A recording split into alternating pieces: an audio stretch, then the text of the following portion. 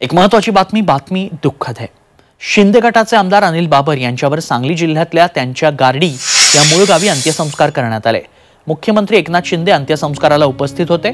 अनिल बाबर यांना निमोनिया झाल्यानं काल दुपारी सांगलीतील खासगी हॉस्पिटलमध्ये दाखल केलं होतं।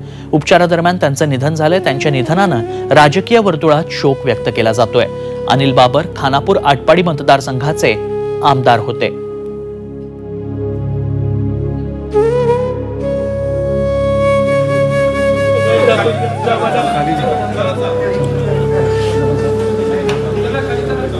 तर म्हणजे आपल्या सगळ्यांसाठीच एक धक्कादायक आणि दुःखद आणि वेदनादायी अशी घटना आहे।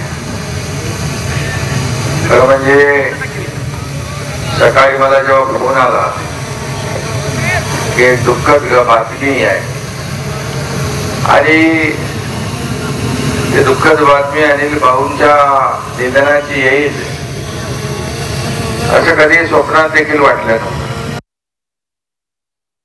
अल्पपरिचय पाहूयात। वयाच्या 19व्या वर्षी राजकारणात खानापूरच्या गर्दी गावचे सरपंच, खानापूर आटपाडी विधानसभा मतदारसंघाचे ते आमदार। 1990, 99, 14, 2019 असे 4 वेळा आमदार। मुख्यमंत्री शिंदेंचे विश्वासू आमदार म्हणून ओळख। शिवसेना फुटीनंतर शिंदेंच्या बंडात खंबीरपणे त्यांनी साथ दिली।